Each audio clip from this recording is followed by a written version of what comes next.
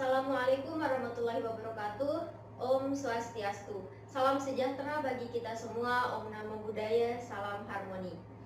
Yang terhormat Ibu Made Ari Maitriana SPD MPD selaku pembimbing 1. Yang terhormat Ibu Dr. Ruh Indrayani SPD MPD selaku pembimbing 2. Dan yang terhormat Bapak Kadek Raiswena SPD MPD selaku penelaah. Izinkan saya memperkenalkan diri. Saya Baik Inanda Febriani dengan NIM 18170110032 dari Prodi Pendidikan Ekonomi, jurusan Ekonomi dan Akuntansi, Fakultas Ekonomi Universitas Pendidikan Ganesha. Pada kesempatan ini saya akan melakukan presentasi mengenai skripsi saya yang berjudul Pengaruh Online Learning Menggunakan Google Classroom terhadap hasil belajar siswa pada mata pelajaran akuntansi di SMK Negeri 1 Singaraja. Adapun pokok bahasan yang akan saya bahas pada kesempatan ini adalah yang pertama, bab 1 pendahuluan, yang kedua, bab 2 kajian teori, yang ketiga, bab 3 metode dan penelitian, bab 4 hasil dan pembahasan, dan yang terakhir bab 5 kesimpulan serta saran. Baik, langsung saja kita beranjak pada topik yang pertama, yakni latar belakang masalah. Adapun latar belakang masalah dalam penelitian ini, kita ketahui bahwa di zaman sekarang masyarakat sudah tidak asing lagi dengan adanya internet. Alat internet ini dijadikan sebagai sumber utama manusia untuk mengakses segala hal yang diperlukan. Internet ini sangat berkaitan erat dengan penggunaan teknologi, di mana penggunaan teknologi pembelajaran semakin kuat pengaruhnya seiring dengan perkembangan teknologi informasi dan komunikasi. Terlebih saat ini sudah memasuki era 5.0, di mana teknologi melaju sangat cepat dan merambat ke seluruh aspek kehidupan dan memiliki peran yang sangat besar dalam dunia pendidikan. Sehingga dunia pendidikan ini dituntut mampu berinovasi agar sejalan dengan perkembangan teknologi dan informasi pada masa sekarang, terutama dalam penggunaan media pembelajaran sebagai alat bantu guru dalam proses belajar mengajar. Oleh karena sebab itulah mulai dikenal sistem belajar secara online atau yang sering disebut dengan e-learning, di mana pembelajaran online atau online learning pada dasarnya adalah pembelajaran jarak jauh yang dilakukan melalui jaringan internet. Hal ini disampaikan oleh Han pada tahun 1997. Pembelajaran online tidak sekedar membagikan materi pembelajaran dalam jaringan internet. Dalam online, selain ada materi pembelajaran, online juga ada proses kegiatan belajar mengajar secara online atau melalui jaringan internet. Jadi, perbedaan pokok antara pembelajaran online dengan sekedar materi pembelajaran online adalah adanya interaksi yang terjadi selama proses pembelajaran. Online learning memungkinkan fleksibilitas akses dari mana saja dan kapan saja.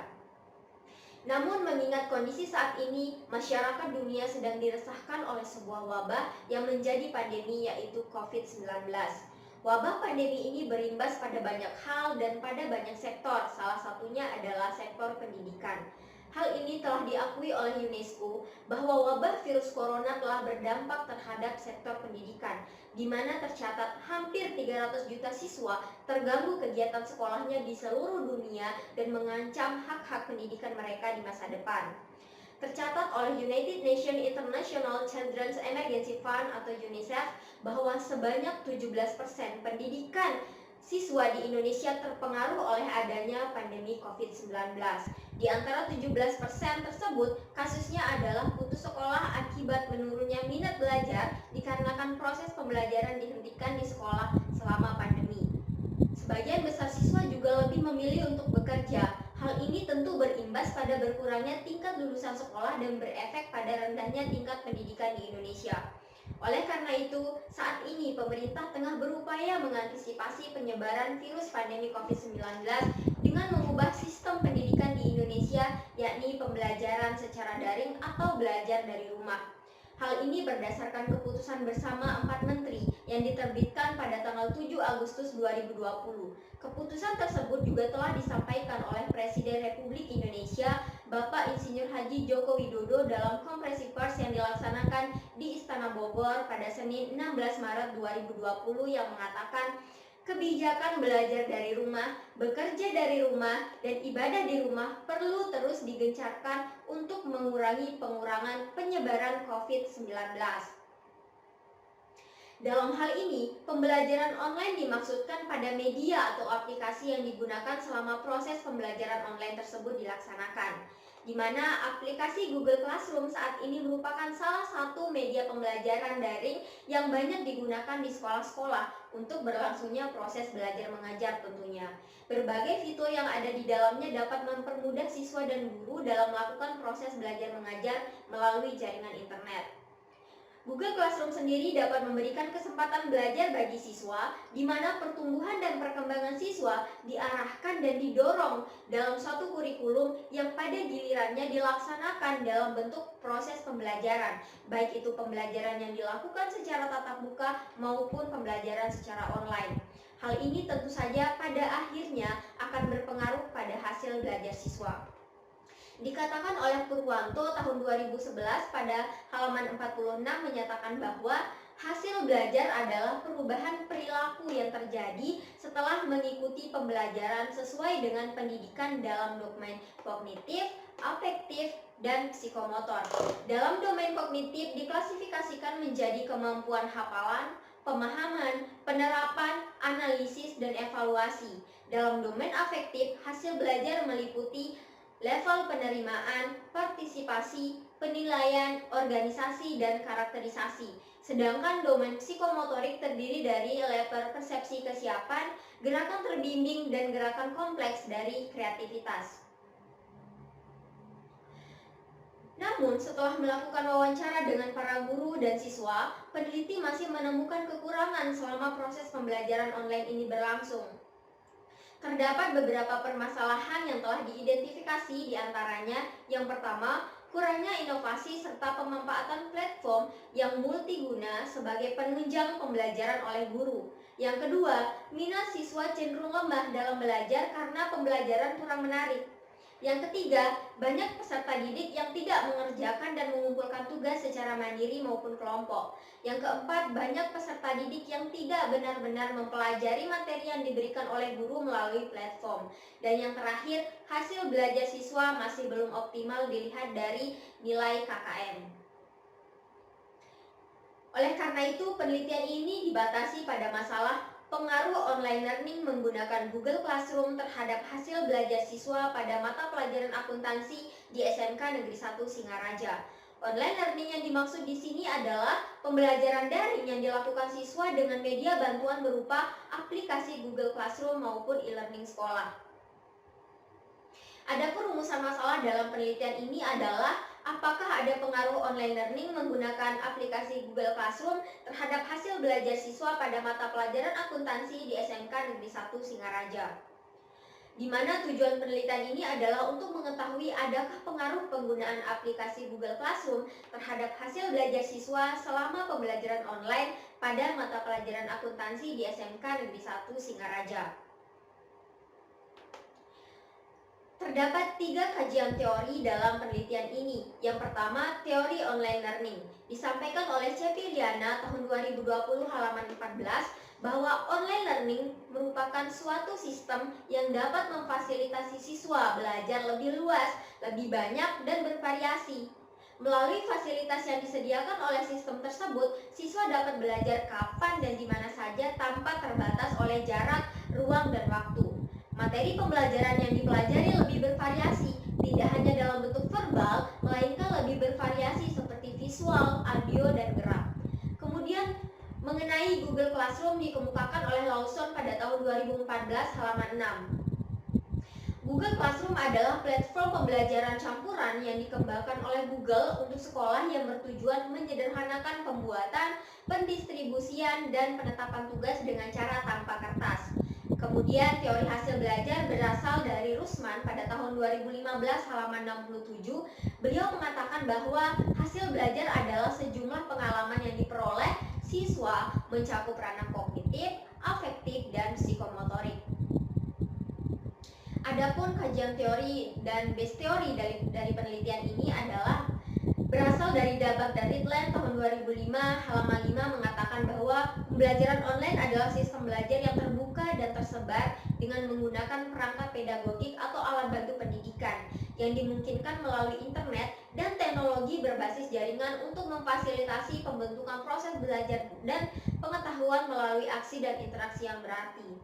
Kemudian, Faridatun Naziroh pada tahun 2017 menyampaikan, semakin intensif e-learning dimanfaatkan, maka mutu belajar siswa akan semakin meningkat pula. Selain itu, penggunaan e-learning akan meningkatkan hasil belajar secara tidak langsung, sehingga tujuan digunakannya e-learning dalam sistem pembelajaran yakni dapat memperluas akses pendidikan ke masyarakat luas, serta dapat meningkatkan mutu belajar siswa. Pembelajaran menggunakan Google Classroom yang meningkatkan aktivitas siswa akan berakibat juga dalam peningkatan hasil belajar siswa, meski siswa belajar tanpa tatap muka secara langsung dengan guru bersangkutan. Teori ini disampaikan oleh Hasdalyati dalam penelitiannya tahun 2020. Kemudian, terdapat 3 penelitian terdahulu yang dijadikan sebagai acuan dalam penelitian ini. Yang pertama berasal dari Ernawati tahun 2018 yang berjudul Pengaruh Penggunaan Aplikasi Google Classroom terhadap Kualitas Pembelajaran dan Hasil Belajar Siswa pada Mata Pelajaran Ekonomi kelas 11 di MAN 1 Kota Tangerang Selatan. Yang kedua berasal dari Nila Farida tahun 2021 yang berjudul Pengaruh Pembelajaran Online Berbasis Aplikasi Google Classroom terhadap Hasil Belajar Siswa pada Mata Pelajaran Agama Islam kelas 11 di SMA Negeri 11 Kota Bengkulu.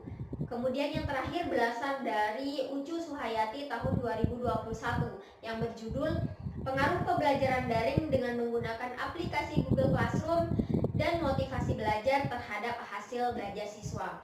Adapun kerangka pemikiran dalam penelitian ini dilakukan pada mata pelajaran akuntansi di mana terbagi menjadi 2 kelas, yakni ada kelas eksperimen dan kelas kontrol. Kelas eksperimen menerapkan pembelajaran online menggunakan aplikasi Google Classroom, sedangkan kelas kontrol menerapkan pembelajaran online menggunakan e-learning sekolah SMK Negeri 1 Singaraja. Adapun indikator hasil belajar yang akan diukur dalam penelitian ini terkait kognitif, afektif, dan psikomotor. Kemudian hipotesis dalam penelitian ini menunjukkan HO tidak ada pengaruh antara online learning menggunakan aplikasi Google Classroom terhadap hasil belajar siswa, dan HA ada pengaruh antara online learning menggunakan aplikasi Google Classroom terhadap hasil belajar siswa.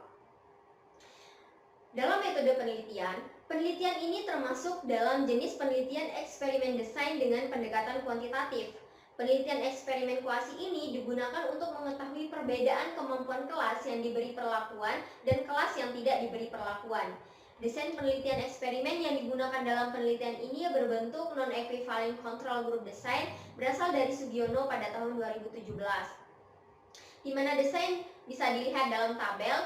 01 menunjukkan bahwa 01 adalah pretest kelas eksperimen, kemudian 02 adalah post-test kelas eksperimen, 03 adalah pretest kelas kontrol, dan 04 adalah post-test kelas kontrol. X menunjukkan bahwa pemberian perlakuan dalam kelas eksperimen menggunakan aplikasi Google Classroom, dan tanda strip merupakan perlakuan yang berbeda atau menggunakan e-learning sekolah SMK Negeri 1 Singaraja. Populasi dalam penelitian ini yaitu seluruh siswa kelas 11 jurusan akuntansi di SMK Negeri 1 Singaraja. Kemudian sampel pada penelitian yang digunakan adalah kelas 11 akuntansi lembaga A dan kelas 11 akuntansi lembaga B. Dalam penelitian ini penulis menggunakan teknik pengambilan sampel yaitu non-probability sampling dengan cara penentuan menggunakan purposive sampling. Hal ini bersumber dari Sugiono tahun 2017 halaman 84. Purposive sampling digunakan karena peneliti telah menentukan kelas sampel berdasarkan penilaian guru, yakni menilai homogenitas siswa berdasarkan kemampuan akademik dan penentuan jurusan yang telah ditetapkan di sekolah. Kemudian jenis dan sumber data. Jenis data dalam penelitian ini yaitu kuantitatif, kemudian sumber data terdapat 2, yakni data primer dan data sekunder. Data primer berupa tes hasil belajar siswa kelas 11 akuntansi berupa online learning menggunakan aplikasi Google Classroom. Sedangkan data sekunder berupa observasi yang dilakukan sebelum penelitian ini dilaksanakan di SMK Negeri 1 Singaraja, dan dokumentasi hasil belajar yakni skrip nilai mata pelajaran dan lain sebagainya. Adapun instrumen penelitian yang digunakan dalam penelitian ini yang pertama adalah observasi. Dalam penelitian ini, observasi dilakukan untuk memperoleh data sekunder berupa informasi tentang permasalahan yang terjadi, kondisi kelas, dan sekolah yang akan digunakan dalam penelitian. Kemudian dokumentasi. Dalam penelitian ini, dokumentasi digunakan untuk memperoleh data primer, yakni foto-foto penelitian, dan untuk memperoleh data sekunder yang meliputi pertama, data jumlah siswa yang akan digunakan sebagai sampel penelitian, yang kedua nilai rapot siswa kelas 11 jurusan akuntansi, yang ketiga RPP dan materi pembelajaran akuntansi, dan yang keempat data guru mata pelajaran akuntansi, sejarah, dan profil sekolah. Kemudian dalam instrumen tes terdapat validitas, reliabilitas, tingkat kesukaran, dan daya beda.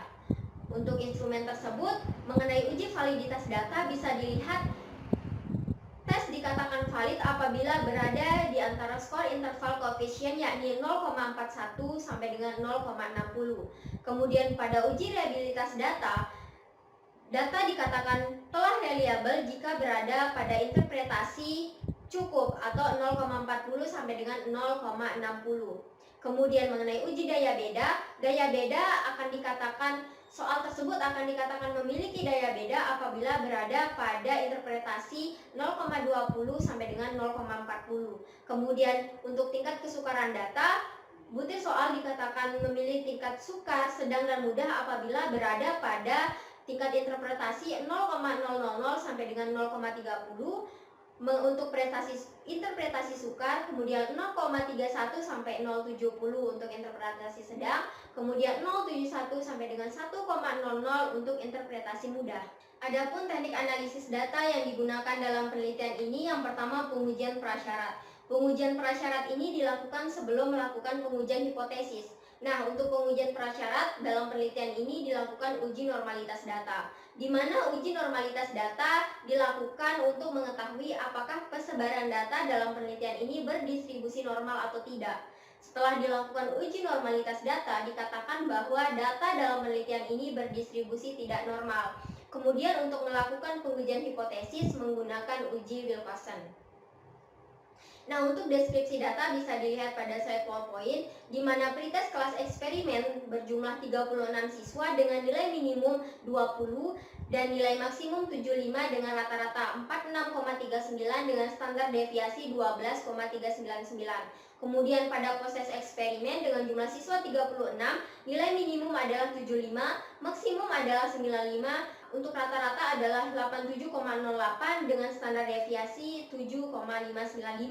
Kemudian pada pretest kelas kontrol sejumlah 36 siswa dengan nilai minimum adalah 25, nilai maksimum adalah 80 dengan rata-rata 46,39 dan standar deviasi 12,513. Kemudian pada post-test kelas kontrol dengan jumlah siswa 36 juga dengan nilai minimum adalah 65, nilai maksimum adalah 85 dan nilai rata-rata 78,33 dengan standar deviasi 6,094. Kemudian untuk uji normalitas data bisa dilihat pada hasil belajar siswa untuk pretest kelas eksperimen.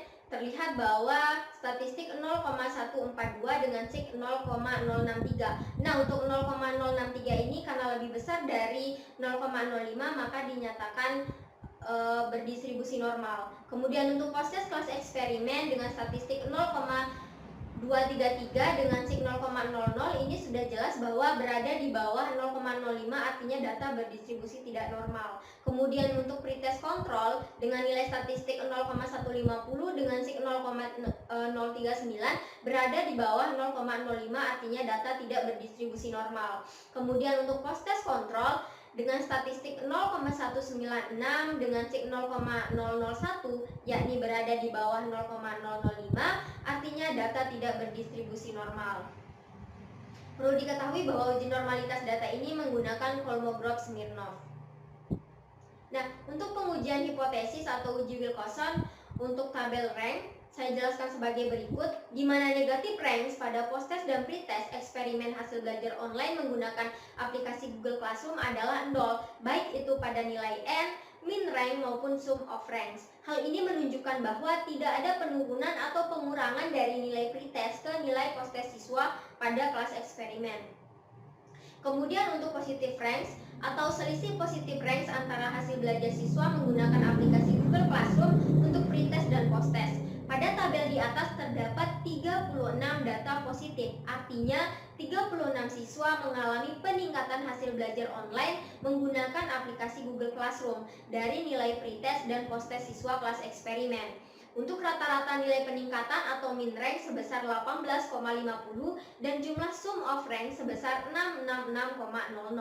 Kemudian TAIES adalah kesamaan nilai pretest dan posttest. Pada tabel di atas, nilai TAIES adalah 0, berarti menunjukkan tidak ada nilai yang sama antara nilai pretest. Kemudian untuk tabel tes statistik akan saya jelaskan sebagai berikut. Berdasarkan output tes statistik yang telah ditayangkan sebelumnya, diketahui bahwa asymptotic to toilet bernilai 0,000 karena nilai 000 lebih kecil dari 0,05, maka dapat disimpulkan bahwa hipotesis diterima. Artinya ada perbedaan antara hasil belajar online menggunakan aplikasi Google Classroom untuk pretest dan posttest, sehingga dapat disimpulkan bahwa ada pengaruh online learning menggunakan aplikasi Google Classroom terhadap hasil belajar siswa pada mata pelajaran akuntansi di SMK Negeri 1 Singaraja. Nah, berdasarkan hasil penelitian dapat diketahui bahwa pembelajaran online menggunakan aplikasi Google Classroom ini berpengaruh positif terhadap hasil belajar siswa. Hal ini dapat diketahui setelah dilakukannya pembelajaran dengan menggunakan aplikasi pembelajaran yang berbeda pada kelas eksperimen dan kelas kontrol. Berdasarkan output tes statistik yang telah ditampilkan, diketahui bahwa asymptotic to toilet bernilai 0,000. Karena nilai 000 ini lebih kecil dari 0,05, maka dapat disimpulkan bahwa hipotesis diterima. Artinya ada perbedaan antara hasil belajar online menggunakan aplikasi Google Classroom untuk pretest dan posttest. Kemudian bisa disimpulkan bahwa untuk nilai hasil negatif ranks, min rank, dan sum of rank sebesar 0. Kemudian untuk nilai positif rank menunjukkan bahwa N positif sebanyak 36 siswa. Kemudian nilai TAIES adalah 0. Asymptotic to toilet bernilai 000 dengan rata-rata nilai peningkatan atau min rank sebesar 18,50 dan jumlah sum of rank sebesar 666,00. Nah, adapun saran yang bisa saya berikan pertama kepada pemerintah agar kegiatan pelatihan-pelatihan hendaknya senantiasa diselenggarakan oleh pemerintah untuk guru, sehingga guru dibekali ilmu pengetahuan baru tentang pengelolaan kelas yang lebih efektif dan apa saja yang dapat membantu guru dalam proses pembelajaran. Kemudian bagi kepala sekolah, hendaknya kepala sekolah menyadari bahwa keberhasilan kerja yang dicapai oleh guru di setiap kelas menentukan dukungan sepenuhnya dari pihak sekolah dengan memberikan suasana yang kondusif bagi para guru untuk mengembangkan kualitas pembelajarannya. Kemudian bagi guru itu sendiri, guru sebaiknya lebih berusaha untuk menciptakan suasana pembelajaran yang menyenangkan dan menarik untuk siswa, agar siswa merasa nyaman dan aktif dalam mengikuti proses pembelajaran. Guru juga hendaknya selalu berpikir kreatif dalam mengembangkan inovasi pembelajaran. Kemudian bagi siswa, siswa hendaknya selalu melibatkan dirinya secara aktif dalam proses pembelajaran di kelas, agar siswa dapat berkonsentrasi dan memahami setiap materi yang disampaikan oleh guru dalam menerangkan pembelajaran sehingga dapat mencapai hasil belajar yang optimal. Dan yang terakhir, saran kepada peneliti lain.